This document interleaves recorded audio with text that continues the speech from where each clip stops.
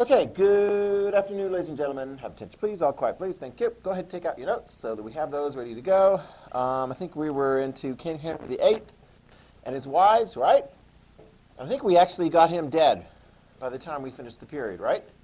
Yeah, so he's dead, and he's going to be, he's going to have 1, 2, 3 of his kids taking over after him. So who's going to be the one that's going to take over? It'll be a boy, and then a girl, and then a girl, and then who's going to take after her? Well, we'll find out. Actually, a second cousin. Yeah, this is true. Because the girl, who is the last ruler, Elizabeth, she never married. She never had any kids. We'll get into all of that drama later. But I did want to take a little bit of time at this point to give you kind of a view, since this is social studies, right? And you guys made your predictions of the election. Maybe you have some questions. Maybe you're interested in knowing kind of like where things are at right now. Where are things at right now? Was there election on Tuesday? Yes. Thank you very much. Yes, there was. Okay, with 100% of the vote counted in Ada County. My brother won. Yeah, Jim Hansen, he won. Yeah, he's good. Yeah, that was pretty exciting. Had to wait until after midnight in order to get that, but it was like, that was cool. You know, some of you guys are looking at and you're like, well, why can't other states count all the votes like Idaho did? We were just talking about that before. Anybody know the answer? Why are they still counting? Well, there you go. Wow, that was fast. She knows the answer. Yeah, I was talking about it ahead of time. Different states have different rules as far as like how they count votes that come in early, like vote by mail. Florida, for example, like Idaho, they allow for, especially this year, vote by mail because, coronavirus and all that kind of stuff. But their rules are such that as the mail comes in, they were counting them up. Right? They don't tell everybody what the vote count is looking like, but as far as just like, think of it this way. You get an assignment to do. You know, you got 3 weeks to work on it. When do you do it? How many of you guys are like, I like to get started on it sooner than later? How many of you guys are like, I just live by danger. I put it off until the night of. And hopefully you don't have a lot of other things going on that night too. Anyway, that's the way they have the rules set up in Florida. So they actually counted a lot of those votes ahead of time. So on the day of the election, they had those ones already set, and then they had to add in all the votes of the people who were voted that day. Does that make sense? So they were able to wrap it up much quicker. I think if we scroll over here, as I recall, yeah, Florida's got like 99% of the vote recorded. I don't know that anybody is like, oh yeah, we're 100% there. 99 is probably the most. About to sneeze. And so it was very interesting when they started reporting on the vote from Florida. Anybody know this? Between Trump voters and Biden voters, which ones tend potentially to vote ahead of time by mail? Yeah? Biden voters tend to do a little bit more of that. And Trump voters, a little bit more voting on election day. All right? I mean, it doesn't mean everybody is in that way and so forth. So in the early vote reported out of Florida, Biden was leading because they had all those early votes counted in there and they were releasing those. But over time, Trump's went up, up, up, up, up, up, up, ding, ding, ding, ding, and then he ultimately won in Florida. Conversely, some other states like Wisconsin or Michigan or Pennsylvania, I'm curious, how many of you guys did actually watch some of the results coming in on election night? It's kind of interesting, huh? How many of you guys stayed up late watching it? Yeah, I mean, I used to stay up past midnight, and then I'm like, I got to teach the next day. I got to get up at 5 o'clock. But anyway, Wisconsin, Michigan, Pennsylvania, among others, they did a little bit differently. Their rules for their state basically said, okay, you can collect the votes ahead of time, you know, the mail-in votes, but they just sit there. And you can't open them up in the sense that you can't, like, start counting them and reporting on it until Election Day. So there's a lot to do on Election Day.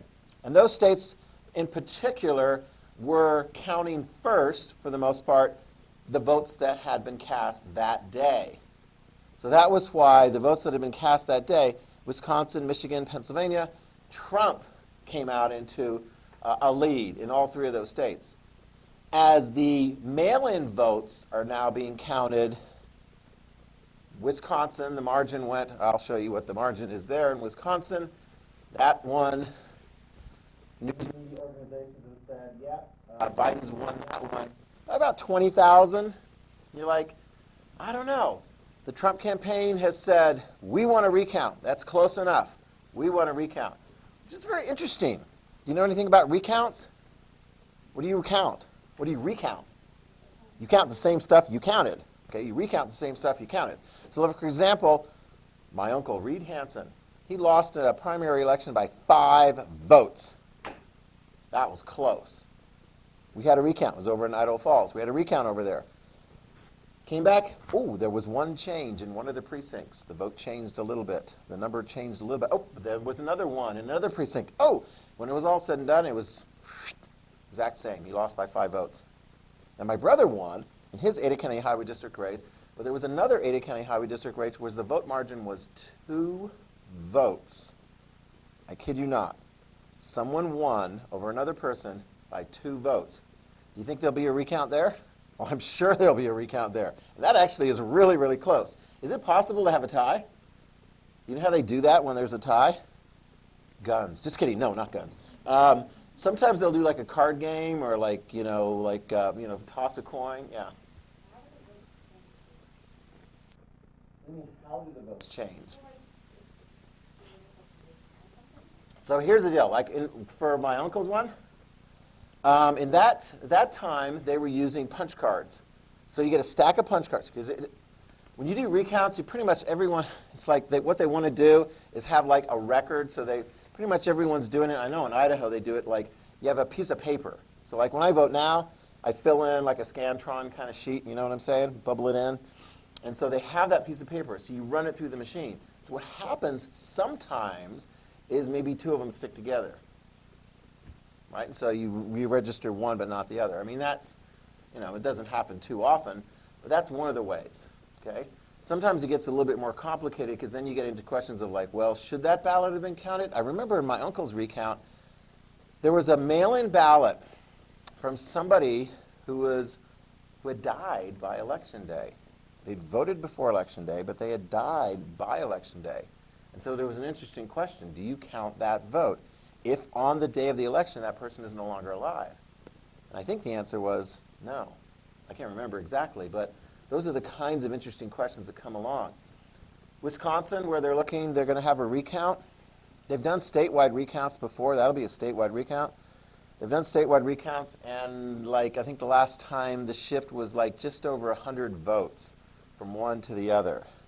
So the expectation that Trump is going to end up winning after a recount in Wisconsin is not real high because he's got a vote deficit of 20,000 there. There in Michigan, 99% of the vote is counted, and actually Biden's margin is much, much bigger now. It's over 100,000. What is it, like 150,000? So I don't think a recount's going to make much difference there, or if they'll even bother. Pennsylvania is one people are looking at closely. That's worth 20 electoral votes. And there's still votes being counted. I just read over lunch that the Pennsylvania officials expect that they may have that wrapped up by today. We'll see. And the margin is getting closer and closer between Trump and Biden. Most of the votes that haven't been counted yet were ones that were mailed in ahead of time, and mostly from cities. And Democrats tend to do a little bit better in cities than in the small town and countryside. So Nevada is getting close to being wrapped up too. And Biden's margin has gone from 8,000 to 12,000 votes over Trump. How many more does Biden need if he does have 264? How many do you need to have to win? 270. You guys remember that? What does Nevada do? Does that get him there? What about Pennsylvania? Well, yeah, if he just got Pennsylvania, that gets him there. Georgia is the other one that people are keeping a close eye on. There's 16 electoral votes there. North Carolina, probably that's going to end up going Trump, from what I've gathered. and I think Alaska will end up going Trump. But Trump pretty much needs to get them all at this point in order to get it. So keep an eye on how that plays out. Did you guys do pretty well in your predictions? No? Kind of? I don't know. We'll figure those ones out. Some of you guys, you're going to learn about this next semester. When the United States comes into existence, there's going to be a compromise between big states and small states. One of the compromises is that every state, even if they're tiny, gets 2 senators, right? And of the 100 senators for the United States Senate, a third of them are up for election. Some of them don't have one this time around, like California didn't have one of their 2 up. Nevada didn't have one of their 2 up this time around. Idaho, got one there. The Democrats thought they might be able to pick up some in order to get a majority in the Senate. It looks like right now, maybe the Republicans, because they're ahead here and they're ahead over here in Alaska, North Carolina, and ahead in one of the 2 Georgia races, they might end up being in the majority there. And in the House of Representatives, that's what my dad was in, Congressman Orville Hanson, back in the late 60s, early 70s. He was in the House of Representatives from Idaho's 2nd Congressional District. This is actually really close, too. The Democrats are in the majority. They were expecting to get a lot more, but it looks like they're actually going to lose maybe 6 or more seats. So it'll be a lot closer in the House. So you might end up with Democratic president, Republican Senate, barely, and a Democrat House, barely. What do you do if you got a bunch of different people in government from different political parties? That's actually the way it was when my dad was in. He was a Republican, and the Democrats were in the majority in the House of Representatives, but there was a Republican president. You just got to figure it out. When you got a big crisis like a COVID thing, you got to figure it out. You got to work together and figure some stuff out. Okay? Questions? Comments? Okay? There. Right. Well, let's continue with our story of the king and queens of England during the time of Henry VIII. Let's get a recap here, okay? Marin, who was Henry VIII's parents?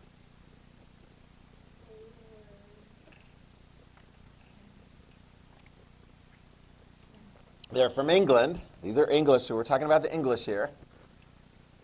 I'll give you a clue. It's not Henry IX. That would be weird for Henry IX to have a son named Henry VIII. Doesn't work that way. Yep. Very good, yeah. And did he have an older brother? He did. What was his name? What happened to him? And so what did Henry do? Yeah, I know. Yeah. I was kind of like, that was the arranged marriage. It's kind of like, wow, I guess who I'm going to get married to. Anyway, so who was Henry's first wife? Henry VIII's first wife. Yeah, sorry, Henry VIII's first wife. Catherine of Aragon. Did they have any kids? A girl, right? What was her name? Mary, yeah. It's very interesting because after a while, especially when we get to the wives of Henry VIII, you're like, you see a repeating pattern there. For example, I want to say of Henry VIII's 6 wives, 3 of them are Catherine. I mean, good grief, it's like, don't they have any other names? They're all very English names. Catherine and Elizabeth and Mary. When I was growing up, right, I have 5 sisters. My mom is English. My sisters, Margaret, Elizabeth, Catherine, Mary, and Sarah. There you go. So, what was the problem then, Blake, for that first marriage?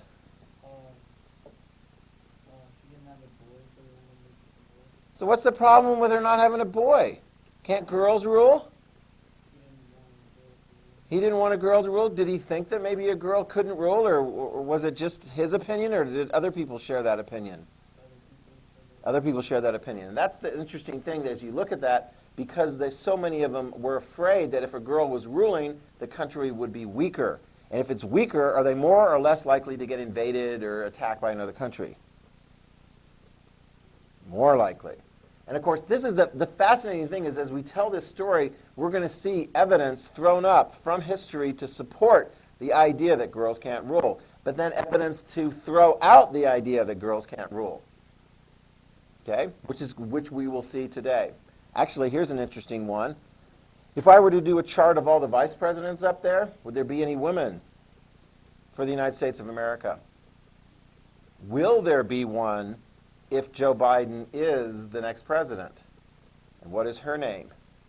Do you know how to pronounce it? Do you know the last name? What's the last name of Joe Biden's running mate? Harris, that's right. Do you know how to pronounce the first name?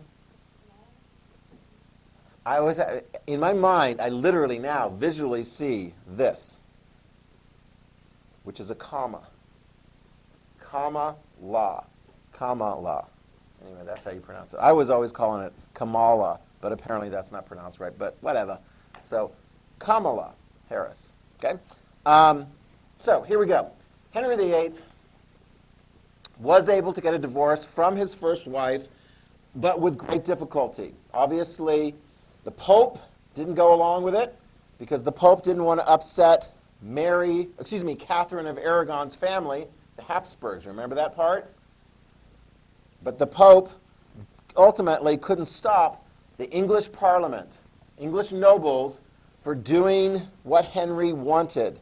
They wanted it for their own country too. Why did they say, Henry has just got to have a divorce? He can't take no, the answer no, from the Pope, who was afraid of the Habsburgs that they're going to kill him or something. Because they wanted a boy because of that concern that the country would be weak if they had a girl, da-da-da-da-da-da. Okay, fine, whatever. So they had that. They passed the Act of Supremacy. So, interesting question.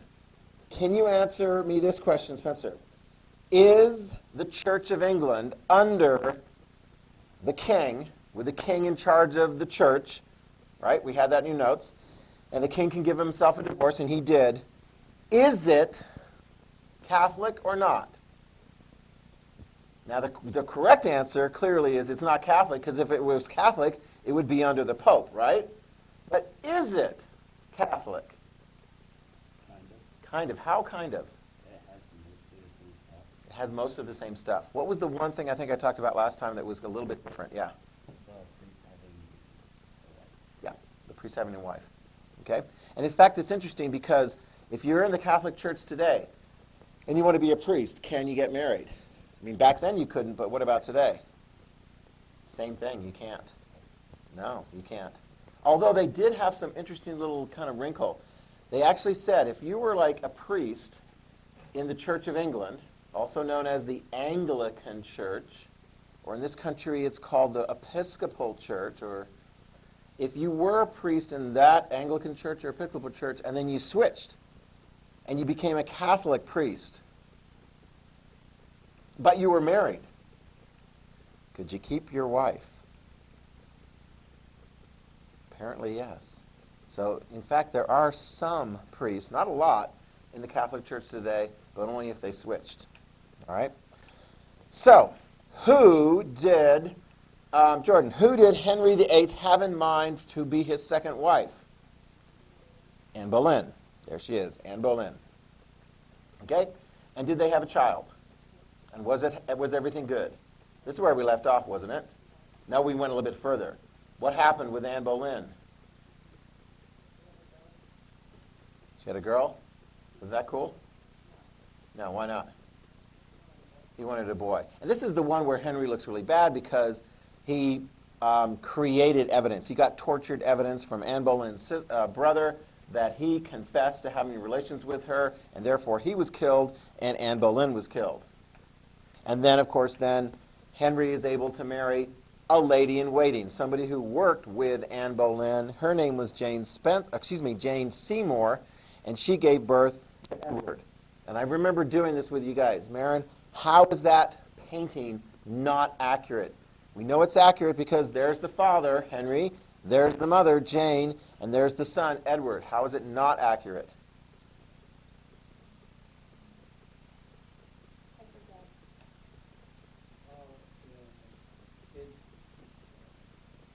The kid doesn't die first. The mom died. In this picture, the mom died, and she died like shortly after she gave birth to her son. In this picture, mom dies first, then the king, and little Edward actually does get to be king, but for not very long. So we'll hold off on that. He's very sickly. I don't even think he even got a chance to get married by the time he became king. Okay? So, then we went through, and this isn't as important because from the remaining 3 marriages, Henry VIII never has any kids with his remaining wives. If he did, then maybe that would be important. But it's always the order of kind of like assuming the throne is boys, oldest, and then next, and then girls. Of course, here's the trick. If Henry VIII's son, Edward, had a child, would that child have moved in next in line to succeed Edward when Edward died? Yes, absolutely. But if Edward dies, as he did, without having a wife or any kids, who then gets the throne? It's going to be the oldest sister first. So they will have one of the girls go to the throne. In fact, another one will too. Okay? So we had Anne of Cleves. That didn't last very long. She actually was probably just as well off because she got a house. She didn't have to deal with an annoying husband. This was the one who Henry VIII looked at a portrait of her and was so excited and thought, I need to marry her. But then upon her arriving for the wedding, he wasn't too impressed. And not too long after the wedding, he gave himself a divorce. Right? He's the head of the Church of England. He wanted a divorce. He probably should have done that with his second wife, but whatever. He gave himself a divorce just in time to get married to Catherine Howard, who at this point, I want to say she was like 19, and he was in his later 40s. Yeah, so there was a big age difference there, and they kind of went their separate ways. It didn't last very long at all, and she made a big mistake of messing around. She entered into an intimate relationship with one of the men who was hanging out there, one of the courtiers and so forth, got caught. She was executed. All right, so that's where you get the old thing. Divorced, beheaded, died, right? Divorced, Catherine, beheaded, Anne, died, Jane. Then divorced, Anne of Cleves, beheaded, Catherine Howard. And then the last wife was Catherine Parr. So we've got 3 Catherines in there. She survived him. They were a little bit closer in age. Henry VIII died before her. Okay? There's the drama. So, of course, one of the things we're looking at is this whole religion thing. Why was it that England became Protestant?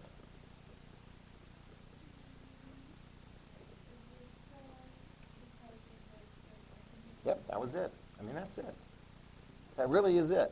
That's why when you look back and you're like, did Henry VIII have his church changed around that much? No, not at all. It seemed very, very, very Catholic in the way it was run.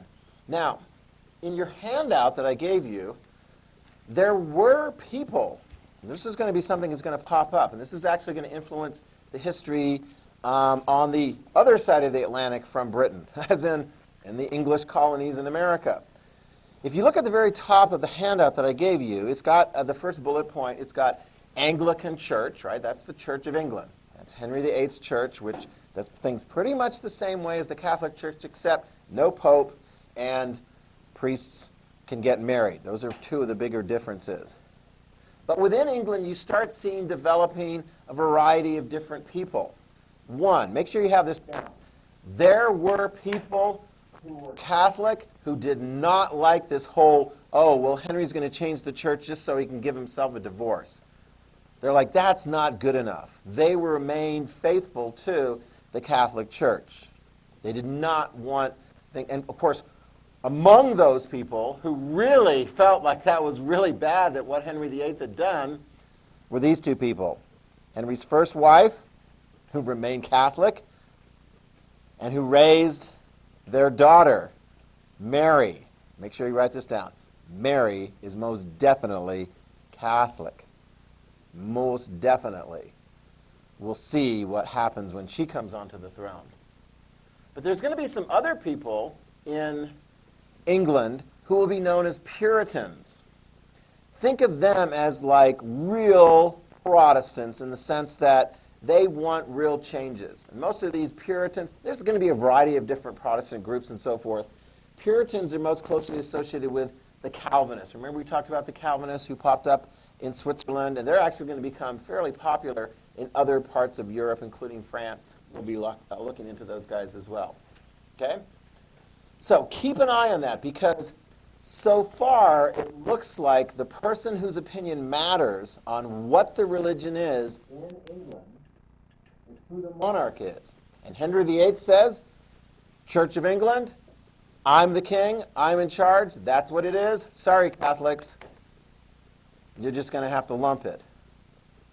When Edward comes onto the throne, his little son, does Edward change the church in his brief, I don't know, it's like 5 years or so? Does he change the whole religion thing around? No, he doesn't. So it remains the same. So when he dies, no wife, no kids, who takes the throne? Mary. She will be Mary the First. Let's write about Mary the First. Mary the First. This is going to be an important one. It's not the first time that England had a queen running, but it's the first time in a long, long, long time that the monarch, the ruler of England, was a queen. Okay? But she is. Right? She is the legitimate child of Henry the King.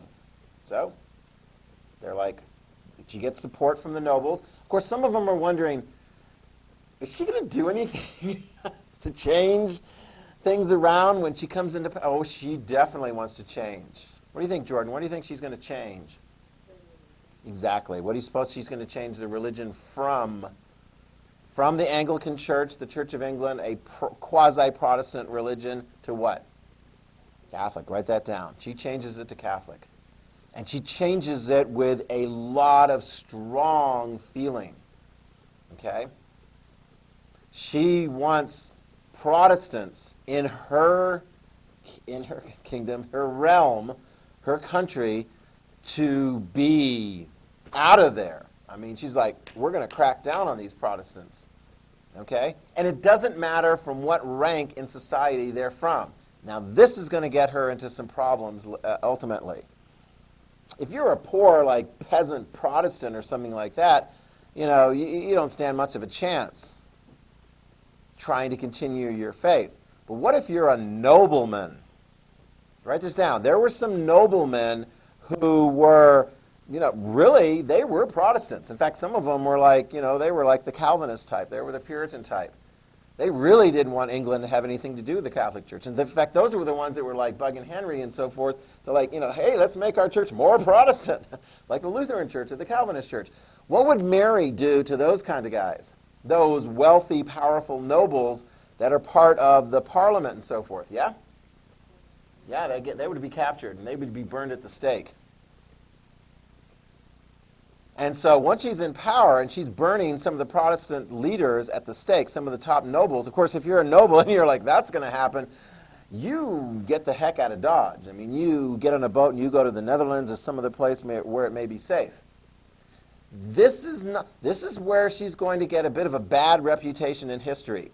This is where she's going to be known in history, not while she's alive, but in the aftermath, as Bloody Mary. Okay?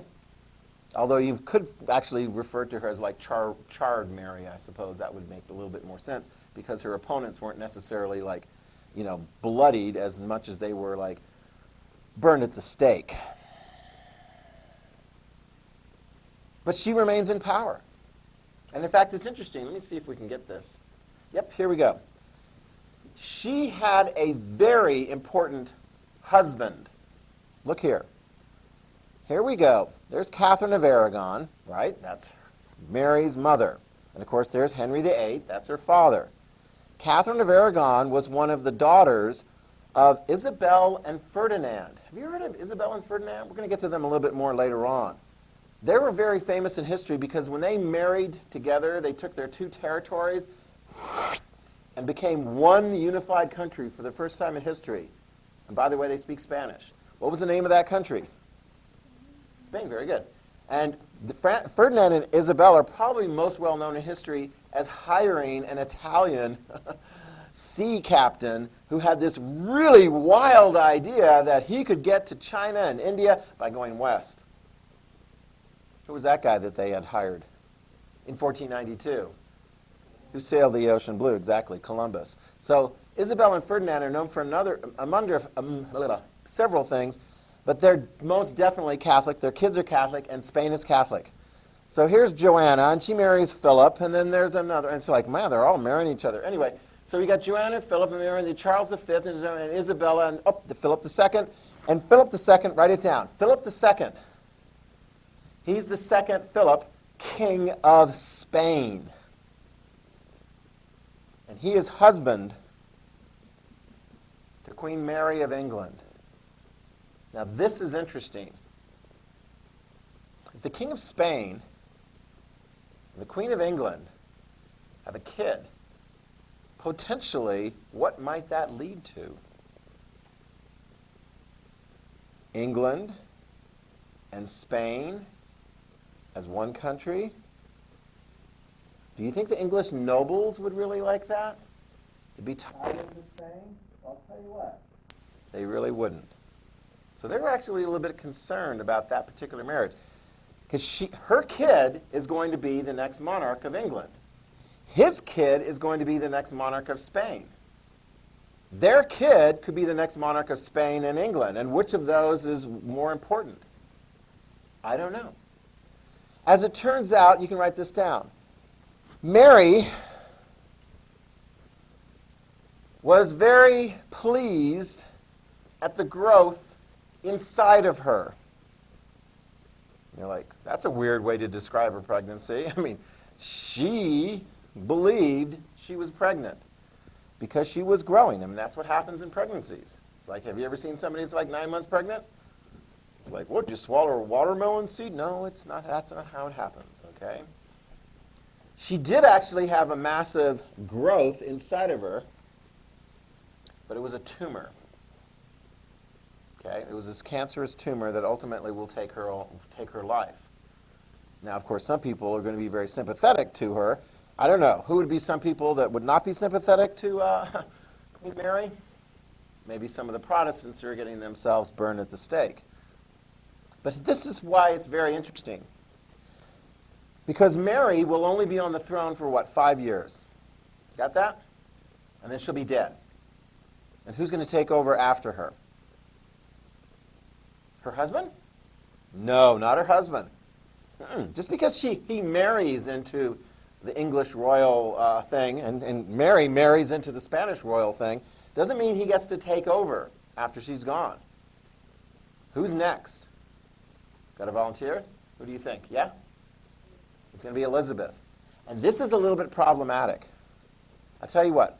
Elizabeth, her mom's been executed. Her dad dies.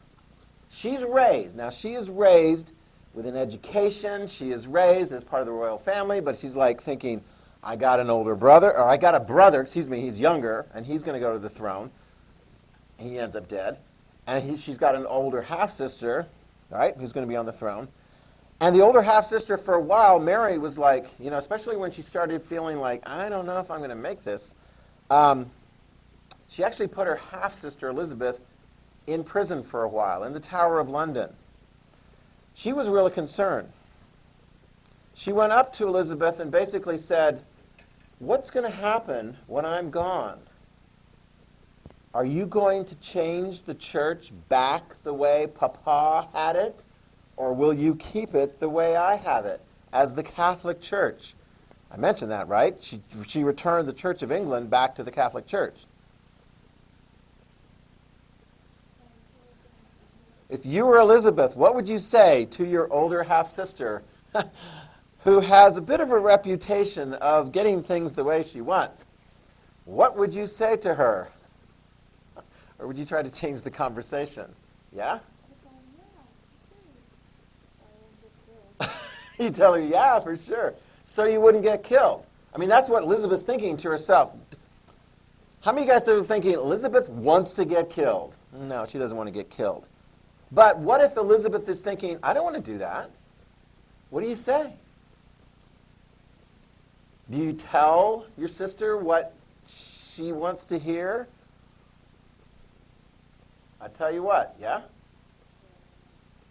Yeah, she did not, write this down. She did not do what Marin advised, which is tell her whatever she wants to hear. You know, it's like, hey, whatever. When you're gone, I'll do whatever I'm going to do. It's always tricky because then people will look at you and go, oh, you're a liar, right? You're a liar. I remember reading something over the last week. There was a guy who worked in the United States government, and he wrote something anonymously about, President Trump and what was going on and so forth. And it was anonymous. You know what I mean by anonymous. Like, he didn't take his name attached to it. But people would go up to him and go, was that you? He's like thinking, of course it was me. But he doesn't want to admit to it. He wants to remain anonymous. And so what did he say? No, it wasn't me. But then eventually he came out and said, that was me. But then people came up to him and goes, well, why did you lie to my face when I asked you directly? Elizabeth took a chance by not giving her sister what she wanted. She took a chance because Elizabeth could have been killed, just like Mary had killed off some of the top Protestant nobles. Elizabeth took a chance, but she did not clearly give Mary what she wanted. And when Elizabeth came to the throne, what did she do? Wait for this one. We'll get to Mary, Queen of Scots. That's another Mary. Here's Elizabeth. She comes to the throne. What does she do? Does she keep the Catholic faith as the official faith for her country? Or does she return it back the way things were under her father? Answer. How many of you guys think that she's going to return it, keep it as Catholic, like Mary? How many of you guys think she's going to return it the way it was for her father? Write that down. She works with the nobles in Parliament. And they're looking and they're going, all right. I mean, they're like, are you going to be like Mary and try and kill us? No, says Elizabeth. But she wants things to be returned kind of the way they were under her father. And so they put in another law that makes who the head of the Church of England?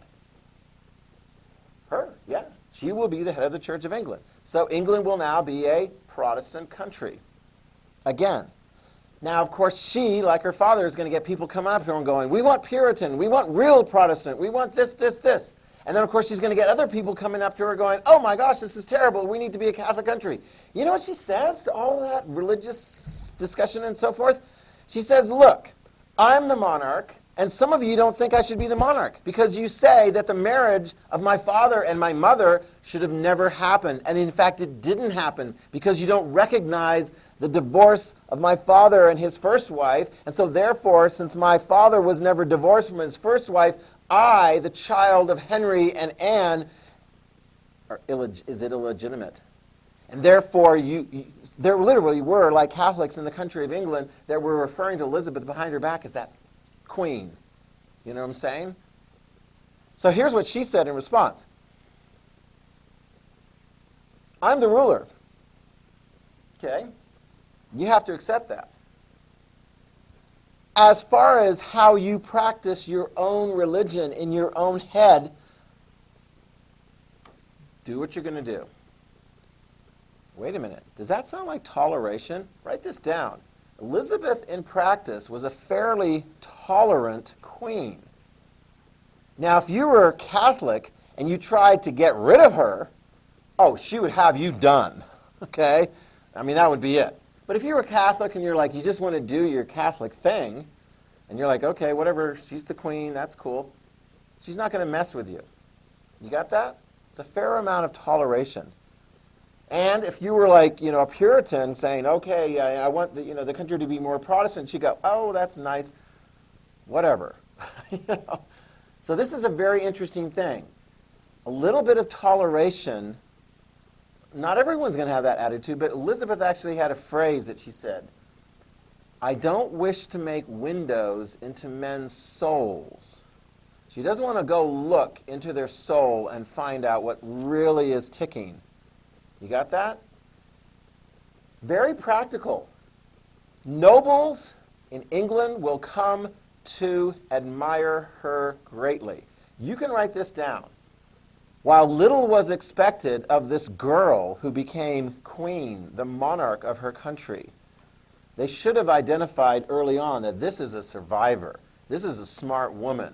This is a leader who can run a country, and she did for many, many years. Now, keep in mind, write this down. She was having to work with the nobles. This was a power-sharing relationship because many years before she was even born, there was a fight between a previous king, John, and the nobles, and they fought, and basically they took some of his power away from him.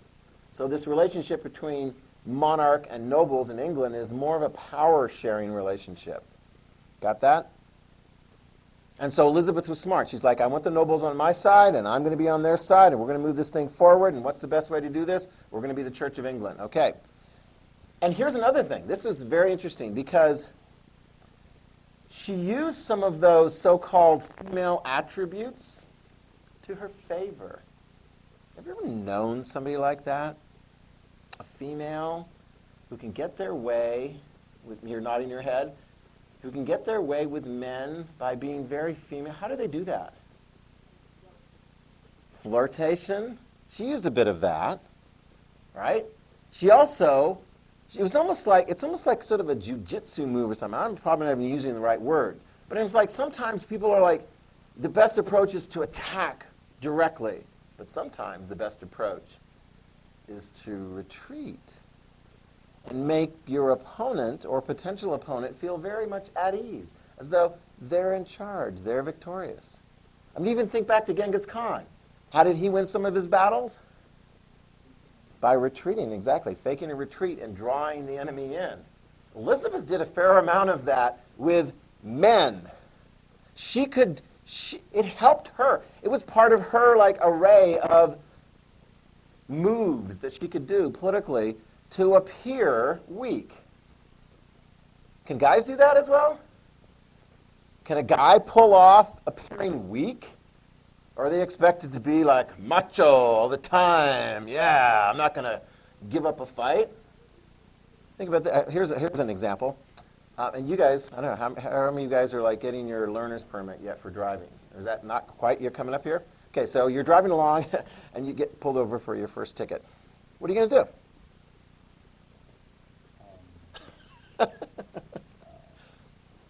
He's like, you're going to hand over your driver's license, your proof of insurance. How many of you guys would like start crying? You're like, no, I'm not going to cry. I mean, what are they going to do? Like, not give you a ticket? Yeah, they might not give you a ticket. So she would do things like, she was smart. She was a smart woman. The thing that we're going to talk about next time, because I see we're over, sorry. She never got married, she never had any kids, and it's going to create a little bit of a situation as to who's going to take over after Elizabeth. Well, we'll talk about that next time. Sorry to keep you. Wipe her down and head on to your next class.